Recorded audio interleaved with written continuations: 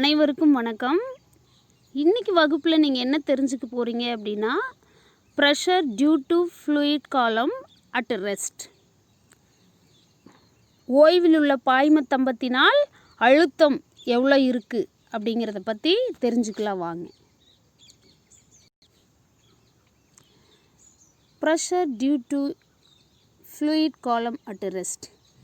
A mountaineer climbing the mountain is able to experience a decrease in pressure with altitude. மவுண்டெய்னர் அப்படின்னா யாரு? மலையேற்று வீரர்.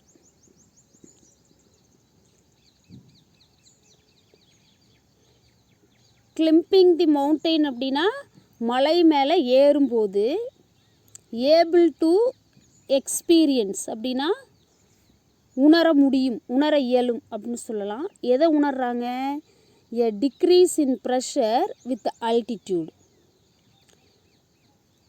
உயரத்தை பொறுத்து காற்றின் அழுத்தம் குறைவது. Decrease in pressure with altitude. உயரத்தை பொறுத்து காற்றின் அழுத்தம் குறையிறது. A mountaineer climbing the mountain is able to experience a decrease in pressure with altitude. மலையை மீது ஏறும் ஒரு மலையேற்ற வீரர் உயரத்தை பொறுத்து காற்றின் அழுத்தம் குறைவதை உணர முடியும். A person jumping into the swimming pool always realize an increase in pressure with depth below the water surface. Jumping into the swimming pool அப்படின்னா நீச்சல் குளத்தில் குதிக்கிறவங்க always realise and increase in pressure.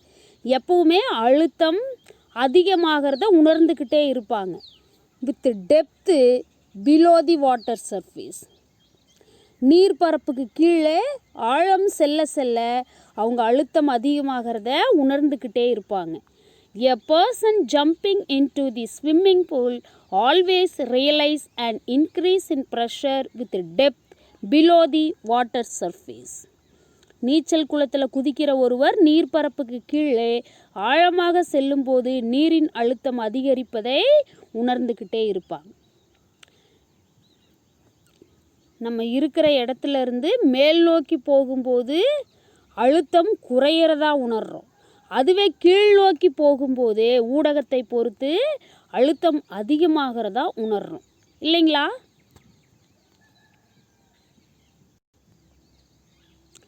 In both cases, the pressure encountered by the mountaineer and diver is usually due to the hydrostatic pressure. Underline this word. Hydrostatic pressure because they are due to fluids that are statics. In both cases, மலை மீது ஏறுறவங்க மேல் நோக்கி போகிறாங்க, அப்போ அழுத்தம் குறையுது. நீச்சல் அடிக்கிறவங்க கீழ் நோக்கி குதிக்கிறாங்க தண்ணிக்குள்ளே, அப்போ கீழ் நோக்கி போக போக அழுத்தம் அதிகமாகுது. இந்த ரெண்டு கேஸ்லையுமே பார்த்தீங்கன்னா ப்ரெஷர் என்கவுண்டர் அழுத்தத்துக்கு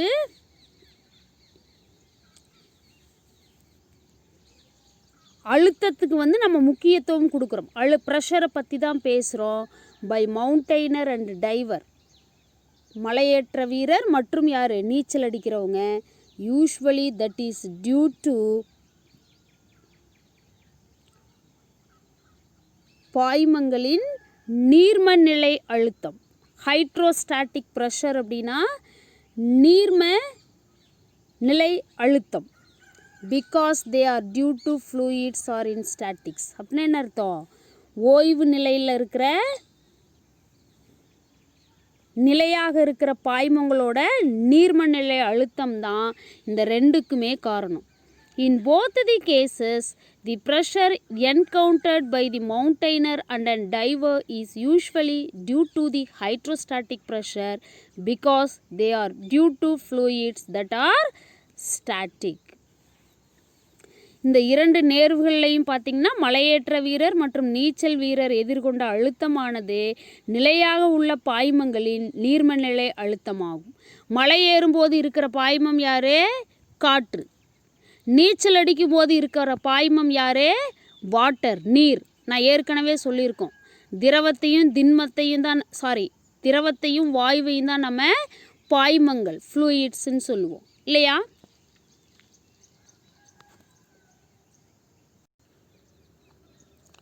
In order to understand the increase in pressure with depth below the water surface, consider a water sample of cross-sectional area A in the form of a cylinder.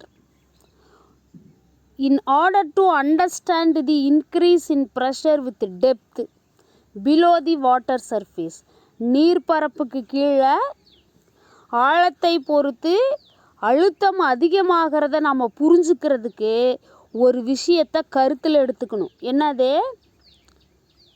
ஒரு உருளை, சிலிண்டர், ஒரு உருளை வடிவ கொள்கலன், அதனோட குறுக்கு வெட்டு பரப்பு area of the cross section A இருக்குது, அதுக்குள்ளே வாட்டர் வச்சுருக்கோம். Consider a water sample of cross sectional area A அப்படின்னு சொல்லியிருக்கோம். In order to understand the increase in pressure with depth below the water surface, consider a water sample of cross-sectional area A in the form of a cylinder. நீரின் ஆழத்தை பொறுத்து அழுத்தம் அதிகரிப்பதை புரிந்து கொள்ள உருளை வடிவில் உள்ள ஏ குறுக்குவெட்டு பரப்பு கொண்ட ஒரு நீர் மாதிரியை நம்ம கருத்தில் எடுத்துக்குவோம். சரிங்களா? Let H1 and H2 be the depths from the air water surface to level 1 and level 2 of the cylinder respectively as shown in the figure. இங்கே ரெண்டு விதமான ஆழங்கள், depths H1 and H2. எங்கே? from air water surface interface,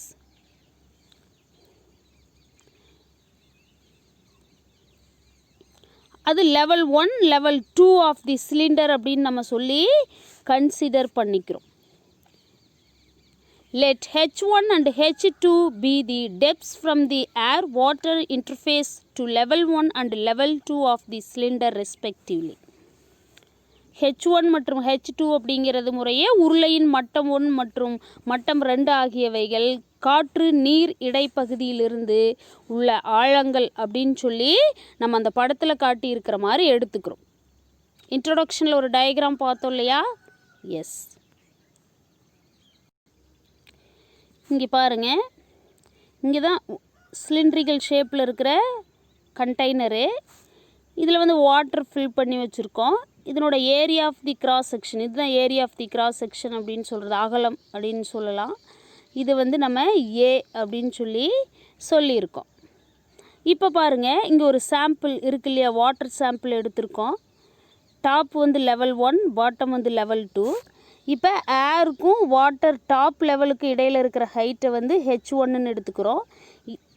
அடுத்தது bottom of the சாம்பிளுக்கும் cylindrical water சாம்பிளுக்கும் top of the water லெவலுக்கும் இடையில் இருக்கிற ஹைட்டை வந்து H2ன்னு எடுத்துக்கிறோம். H1ங்கிறது லெவல் 1 அப்படின்னும் H2ங்கிறது லெவல் 2 அப்படின்னு சொல்லி எடுத்திருக்கோம். இப்போ இந்த ஏர் வாட்டர் இன்டர்ஃபேஸுங்கிறது யார் அப்படின்னா இதுதான், காற்றும் நீரும் சந்திக்கிற இடம் இல்லையா? இதை பற்றி தான் இப்போ நம்ம பேசிக்கிட்டு இருக்கோம்.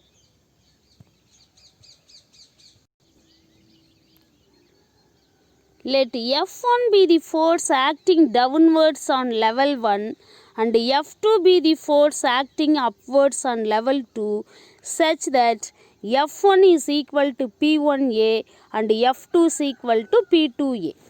இங்கே வாங்க, இப்போ விசையை பற்றி நம்ம பேசணும். அப்போ தான் அழுத்தம் கண்டுபிடிக்கிறோம். பரப்பை பொறுத்த விசையை தான் அழுத்தம்னு நம்ம ஏற்கனவே வரையறை செஞ்சுருக்கோம். F1ங்கிற விசை வந்து அந்த லெவல் 1 இருக்கு இல்லையா, மட்டம் 1 இருக்கு இல்லையா, அது மேலே கீழ் நோக்கி செயல்படுது, ஆக்டிங் இன் டவுன்வேர்டுன்னும். F2ங்கிற ஃபோர்ஸ் வந்து லெவல் 2 மேலே மேல் நோக்கியும் செயல்படுறதா கன்சிடர் பண்ணிக்கிறோம். அப்போ அந்த விசையோட எண் மதிப்பு பார்த்திங்கன்னா ஏற்கனவே நமக்கு தெரிஞ்சது தான். Pressure P is equal to force per area, அழுத்தம் P is equal to F/A. இதிலிருந்து நம்ம ஃபோர்ஸ் டிட்டர்மைன் பண்ணோம் அப்படின்னா F is equal to pressure into area இல்லையா? விசை இஸ் ஈக்குவல் டு அழுத்தம் இன்ட்டு பரப்பு.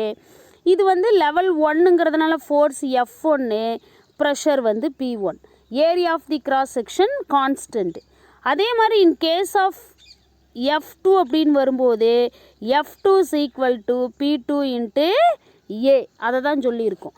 F1 அப்படிங்கிற force acting vertically downward and F2 force acting vertically upward. Okay,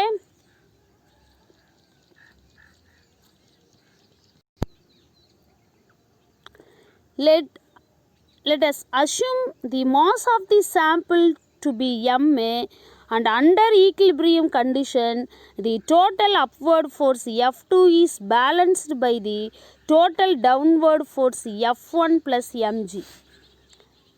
இங்கே வந்து அந்த mass of the water sample cylindrical ஷேப்பில் எடுத்துருக்கிறோம் இல்லையா, அதை வந்து m அப்படின்னு சொல்லி நம்ம கன்சிடர் பண்ணிக்கிறோம்.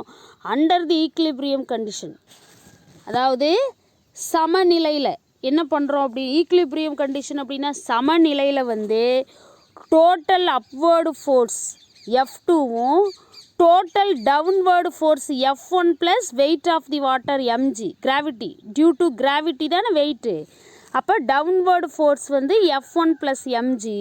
இந்த டவுன்வேர்டு ஃபோர்ஸும் அப்வேர்டு ஃபோர்ஸும் ஈக்லிபிரியம் கண்டிஷனில் பேலன்ஸ் ஆகிருக்கிறதா கன்சிடர் பண்ணிக்கிறோம். Let us assume the mass of the sample to be m, and under equilibrium condition the total upward force is balanced by the total downward force.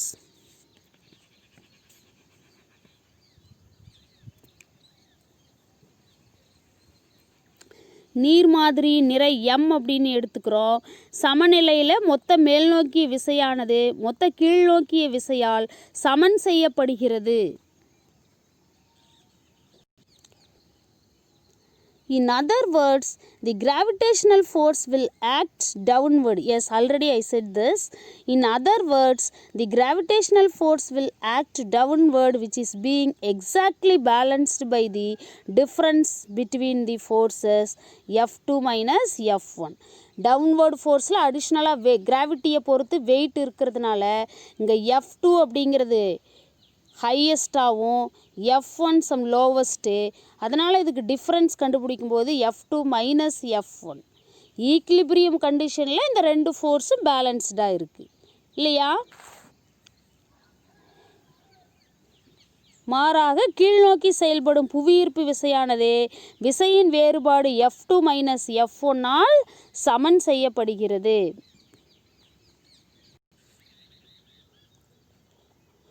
பாருங்கள், F2 minus F1ங்கிறது ரெண்டு downward and upward ஃபோர்ஸுக்கான difference. That is equal to weight mgனால் சமன் செய்யப்படுகிறது. mg is equal to fg, that is weight or weight of the water column due to gravity. இங்கே rho அப்படிங்கிறது density of the வாட்டர்னு நம்ம எடுத்துக்கிட்டோம் அப்படின்னா then the mass of the water available in the sample element. நீரின் அடர்த்தியை வந்து row அப்படின்னு எடுத்துக்கிட்டோம் அப்படின்னா அந்த சாம்பிள் எலிமெண்ட், அந்த நீர் மாதிரியில் இருக்கிற நீரோட நிறை எப்படி கிடைக்கும் அப்படின்னா m is equal to rho V. என்ன காரணம், density rho is equal to mass per volume. Already நம்ம டெரைவ்டு குவான்டிட்டிஸ்லேயே அதை டெரைவ் பண்ணி பார்த்துருக்கோம். இது general statement. Density rho's equal to mass for volume. ஆனால் நான் இப்போ மாஸ் தான் டிட்டர்மைன் பண்ணணும். அப்போ மாஸை மட்டும் ரைட் சைடில் வச்சுட்டு வால்யூம் லெஃப்ட்டுக்கு வரும்பொழுது மல்டிபிள் ஆகும். Therefore mass is equal to density into volume. That is what here m is equal to rho V. இங்கே ஜென்ரல் ஸ்டேட்மெண்ட்டில் நம்ம டோட்டல் மாஸ் அப்படின்னு சொல்லியிருந்தோம். இங்கே நம்ம வாட்டர் சாம்பிளோட மாஸ் அப்படிங்கும்போது ஸ்மால் m அப்படின்னு சொல்லி நம்ம கன்சிடர் பண்ணியிருக்கோம். அப்போ m is equal to rho into V. இப்போ நம்ம என்ன பண்ணுறோம் அப்படின்னா ரோ வந்து கான்ஸ்டன்ட்டுன்னு நமக்கு தெரியும், அது அப்படியே வச்சாச்சு. இப்போ வால்யூம்ங்கிறது யார் அப்படின்னு பார்த்தீங்கன்னா area of the cross section into height of the sample. H2 வந்து மேக்ஸிமம் ஹைட்டுன்னு நம்ம எல்லாருக்கும் தெரியும். H1ங்கிறது ஸ்மாலஸ்ட்டு. ஸோ ஹைட்டுக்கு டிஃப்ரென்ஸ் H2 மைனஸ் H1 போடும்போது அது வந்துட்டு one side of the water காலம்னு கிடைக்கும். அப்போ ஏரியா இன்ட்டு தேர்ட் சைடு அப்படிங்கிறது வால்யூம்க்கு ஈக்குவலாக இருக்கும். Yes or no? அப்போ என்ன பண்ணியிருக்கோம் அப்படின்னா mass m is equal to rho into a into H2 minus H1. Therefore இதிலேருந்து நம்ம வால்யூம் என்னது ரோவையும் கேன்சல் பண்ணிடுறோம். அப்போ volume v is equal to a into H2 minus H1 அப்படிங்கிற எக்ஸ்ப்ரெஷன் நமக்கு கிடச்சிருக்கு. இங்கே பாருங்கள், வாட்டர் காலமோட ஹைட்டு தெரியணும். இது வந்து H1, இது வந்து H1, சாரி இது H2.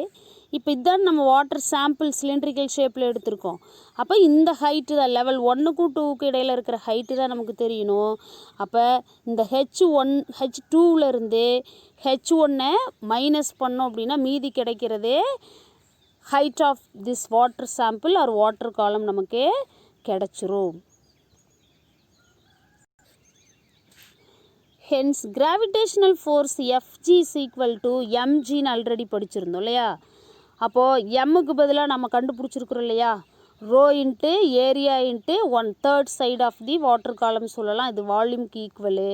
அப்போது ஏ இன்ட்டு H2 மைனஸ் H1ங்கிறது வால்யூம். அப்போ ரோ இன்ட்டு வால்யூம் அப்படிங்கிறது மாஸு இன்ட்டு ஜிங்கிறது acceleration due to gravity. Therefore Fg is equal to rho a into H2 minus H1 into gன்னு கிடச்சிருக்கு. And substituting the value of Fg in equation. இந்த ஈக்குவேஷனில் Fgயோட value எடுத்துகிட்டு போய் நம்ம சப்ஸ்டியூட் பண்ணுறோம். பண்ணலாமா? வெயிட். ஏற்கனவே நமக்கு என்ன தெரியும்? 7.15 ஈக்குவேஷன் என்னது? F2 minus F1 that is equal to mg is equal to Fg. இப்போ நம்ம கண்டுபிடிச்ச Fgயை வந்து இங்கே அப்ளை பண்ணுறோம். இந்த F1 ரைட் சைடு கொண்டு போகலாமா? அப்போ என்ன கிடைக்கும்? இந்த மைனஸ் ப்ளஸ்ஸாக மாறுமா? அப்போ F2 is equal to F1 plus mg is equal to Fg இல்லையா? இந்த F2ஓட வேல்யூ என்னது? P2a. F1ஓட வேல்யூ என்னது? P1a. இந்த mgயோட வேல்யூ என்னது? Rho a into H2 minus H1 into ஜின்னு கிடச்சிருக்கு. இப்போ வந்து both left and right side டேர்ம்ஸில் பாருங்கள் ஏ காமனாக இருக்கா? இந்த ரெண்டு டேர்ம்லையுமே ரைட் சைடு ஏ இருக்குது, காமனாக இருக்குது. அப்போ காமனாக வெளியில் எடுத்து இந்த ஏவையும் கேன்சல் பண்ணிடலாமா? மீதி யார் இருப்பாங்க? Cancelling out A on both sides. ரெண்டு பக்கமும் இருக்கிற ஏவை கேன்சல் பண்ணதுக்கப்புறம் P2 is equal to மீதி இருக்கிறது P2 is equal to P1 plus A rho into A, sorry A தான் கேன்சல் ஆகிடுச்சு, rho into H2 minus H1 into G அப்படின்னு சொல்லி கிடச்சிருக்கு. இப்போ நம்ம P2க்கான எக்ஸ்ப்ரெஷன் கண்டுபிடிச்சிருக்கோம். If we choose the level 1 at the surface of the liquid and the level 2 at the depth h below the surface as shown in that figure. ஒருவேளை நாம் வந்து லெவல் 1 நீரின் மேற்பரப்பிலும், அதாவது என்னது, that is air water interface, காற்று நீர் இடைப்பகுதி.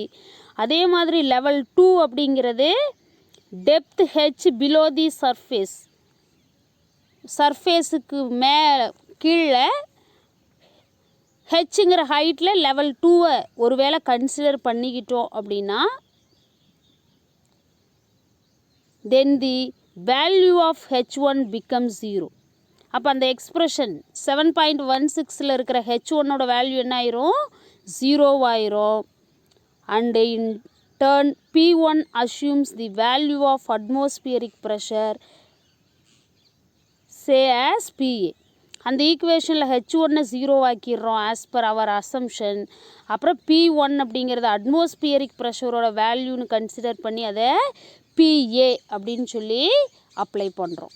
S,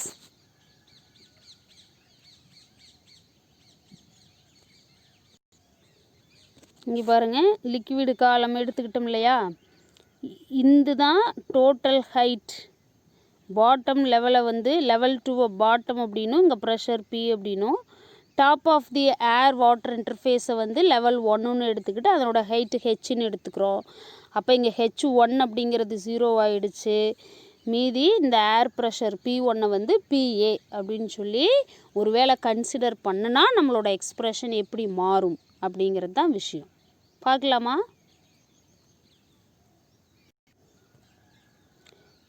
In addition, the pressure P2 at a depth becomes P.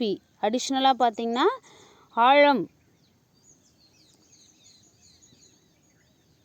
ஆழத்தில் நீர்ப்பரப்போட ஆழத்தில் வந்து அழுத்தம் P2 வந்து நம்ம P1 லெவல் 2ல் இருக்கிற ப்ரெஷரை P அப்படின்னு எடுத்துக்கிட்டு இந்த டேர்ம்ஸ்லாம் வந்து இந்த எக்ஸ்ப்ரெஷனில் சப்ஸ்டியூட் பண்ணுறோம். எந்த எக்ஸ்ப்ரெஷனில் சப்ஸ்டியூட் பண்ணுறோம்? நம்ம ஆல்ரெடி டிட்டர்மைன் பண்ணி வச்சுருக்கோம் இல்லையா, 7.16 அப்படிங்கிற எக்ஸ்ப்ரெஷனில் சப்ஸ்டியூட் பண்ணுறோம். என்னது அந்த எக்ஸ்ப்ரெஷனே சொல்லுங்கள் பார்க்கலாம். P2 = P1 + rho into H2 minus H1 into G.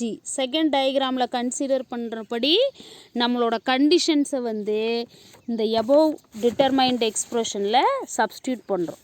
என்னன்னு வச்சுருக்கோம், நம்ம P2 வந்து ப்ரெஷர் அட் டெப்த்தை வந்து Pன்னு எடுத்துக்கிட்டோம் இல்லையா. P1 வந்து என்ன பண்ணியிருக்கோம், PAன்னு கன்சிடர் பண்ணோம், அட்மாஸ்பியரிக் ப்ரெஷர் அப்படின்னு. ரோ வந்து கான்ஸ்டன்ட், அதை ஒன்றுமே பண்ண முடியாது. H2 minus H1 என்னென்ன எடுத்துக்கிட்டோம், ஹைட்டுன்னு எடுத்துக்கிட்டோம். அப்போ rho into H into G இங்கே இருக்குதா.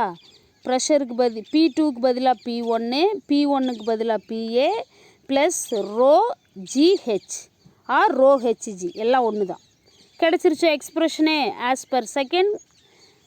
as per the consideration in that second diagram, we got the expression for pressure at a depth of the water surface P in H height. P is equal to PA plus rho G H. Okay. Therefore, the pressure at a depth H is greater than the pressure on the surface of the liquid. எனவே இந்த H ஆழத்தில் அழுத்தம் வந்து pressure on the surface of the liquid, அந்த water surface liquid surface மேலே இருக்கிற அழுத்தத்தை விட அதிகமாக இருக்கும். டெப்த்து ப்ரெஷர் அதிகம், டாப்பு ப்ரெஷர் கம்மி. கீழ் நோக்கி போக போக ப்ரெஷர் அதிகமாகுது, மேல் நோக்கி போக போக ப்ரெஷர் வந்து குறையுது.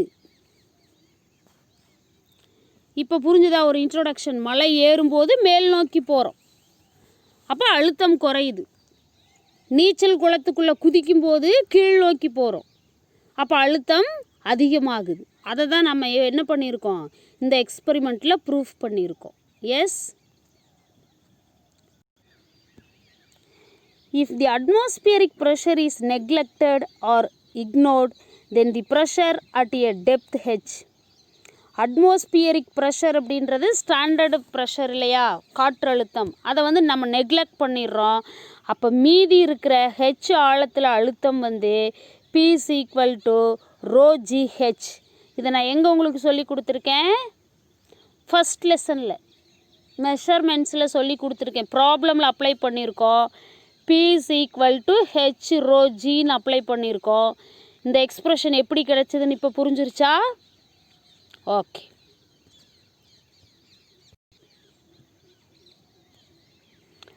For a given liquid, rho is fixed and G is also constant, then the pressure due to the fluid column is directly proportional to vertical distance or height of the fluid column.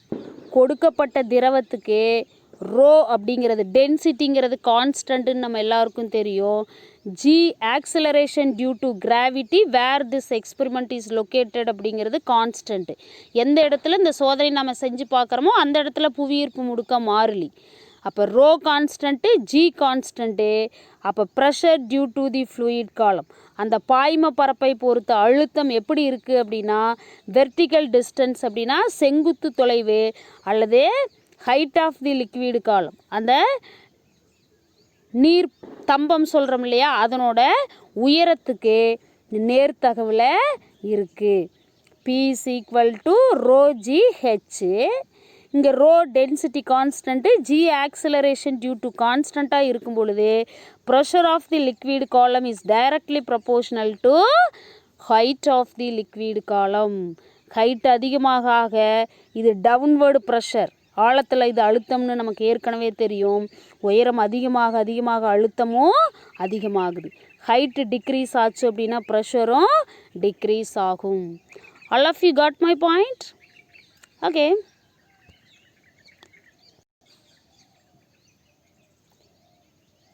This implies that the height of the fluid column is more important to decide the pressure and not the cross-sectional area or base area or even the shape of the container. இந்த P is equal to H rho Gங்கிற எக்ஸ்ப்ரெஷனில் நமக்கு ஒரு விஷயம் தெளிவாயிடுச்சு. Pressure at depth of the liquid காலம்ங்கிறது எவ்வளோ ஹைட்டில் அந்த லிக்விடு காலத்தோட ஹைட் என்ன, height of the fluid column more important to decide the pressure. Height of the liquid column இந்த அழுத்தத்தை முடிவு பண்ணுறதுக்கே ரொம்ப முக்கியம். இது ரெண்டும் மாறிலின்னு நமக்கு தெரிஞ்சிருச்சு. ஆனால் இந்த அழுத்தம் அப்படிங்கிறது cross sectional area or base area ஏவையோ அந்த ஷேப் ஆஃப் தி கண்டெய்னர் அந்த கொள்கலத்தோட அளவையோ சார்ந்து இல்லை. ஏன்னா இந்த சமன்பாட்டில் இருக்கிறது ஹைட்டு மட்டும்தான். அப்போ அதை மட்டும்தான் இந்த அழுத்தம் சார்ந்து இருக்குது அப்படிங்கிறதே நமக்கு தெளிவாயிடுச்சு. ஓகே, சேம் கண்டென்ட்டில் இன்னொரு முரண்பாடான விளக்கம் இருக்குது. அது என்ன அப்படின்னு பார்த்திங்கன்னா ஹைட்ரோஸ்டாட்டிக் பாரடாக்ஸ், நீர்ம நிலையில் உள்ள முரண்பாடு. நீர்ம நிலை அப்படின்னு என்னது, ஒரு கொள்கலனில் வாட்டரை நீர் லிக்விடை நிரப்பி வச்சிடுறது, அதனோட பேஸ் லெவல் மட்டம் சொல்கிறோம் இல்லையா, அதை சார்ந்து இவ்வளோ நேரம் நம்ம பேசின விளக்கத்திலிருந்து இந்த அமைப்பை பொறுத்து அந்த விளக்கம் எப்படி மாறுபடுதுங்கிறது தான் இந்த ஹைட்ரோஸ்டாட்டிக் பாரடாக்ஸில் நம்ம தெரிஞ்சுக்க போகிறோம். when we talk about liquid at rest, the liquid pressure is the same at all points at the same horizontal level or same depth. இது ரொம்ப முக்கியமான பாயிண்ட்டு. எப்போ நம்ம ஓய்வு நிலையில் இருக்கிற திரவங்களை பற்றி பேசுகிறோமோ அப்போது லிக்விடு ப்ரெஷர் அந்த திரவத்தோட அழுத்தம் சமமாக இருக்கும். At all points at the same horizontal level, same ஒரே மட்டத்தில் எல்லா புள்ளிகள்லேயும் அழுத்தம் சமமாக தான் இருக்கும். இதுதான் அந்த கண்டெய்னர் நம்ம எடுத்துக்கிட்டு இது மட்டம் 1 மட்டம் 2 மட்டம் 3 இந்த மாதிரிலாம் எடுத்துக்கிட்டோம் அப்படின்னா அந்த குறிப்பிட்ட லெவலில் எந்த பாயிண்ட்டை எடுத்துக்கிட்டாலும் ப்ரெஷர் அப்படிங்கிறதே சேமாக தான் இருக்கும் அப்படிங்கிறது ரொம்ப முக்கியமான பாயிண்ட்டு. ஆர் சேம் டெப்த்துன்னு என்ன சொல்கிறாங்க, இந்த ஏர் வாட்டர் சர்ஃபேஸ்லேருந்து இந்த லேயர் எவ்வளோ டெப்த்தில் இருக்குது, அடுத்தது இந்த லேயர் எவ்வளோ டெப்த்தில் இருக்குது, அடுத்தது இந்த லேயர் எவ்வளோ டெப்த்தில் இருக்குது, இதை பொறுத்து அந்த குறிப்பிட்ட லேயரோட எந்த பாயிண்ட் எடுத்துக்கிட்டிங்கனாலும் அந்த ஹரிசாண்டல் லெவலில் ப்ரெஷர் சேமாக தான் இருக்கும். இது ரொம்ப முக்கியமான point. when we talk about liquid at rest, the liquid pressure is the same at all points at the same horizontal level or same depth. This statement can be demonstrated by an experiment called hydrostatic paradox. இந்த statement இல்லையா, liquid ரெஸ்ட்டில் இருக்கும்போது liquid pressure is same at all points at the same horizontal level அப்படிங்கிற இந்த ஸ்டேட்மெண்ட்டை நம்ம demonstrate பண்ணுறதுக்கு ஒரு experiment conduct பண்ணுறோம். அந்த எக்ஸ்பெரிமெண்ட்டுக்கு பேர் ஹைட்ரோஸ்டாட்டிக் பாரடாக்ஸ், நீர்ம நிலையியல் முரண்பாடு. பார்த்துடலாமா டிஸ்கிரிப்ஷன்? ஓகே,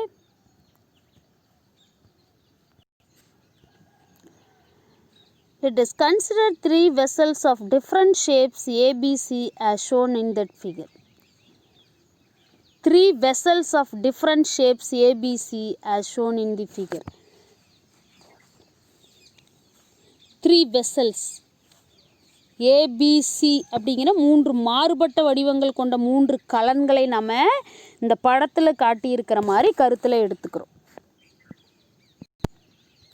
இதுதான் டிஃப்ரெண்ட் ஷேப்ஸில் இருக்கிற 3 வெசல்ஸ். ஷேப் டிஃப்ரென்ஸ் உங்களுக்கு புரியுதா?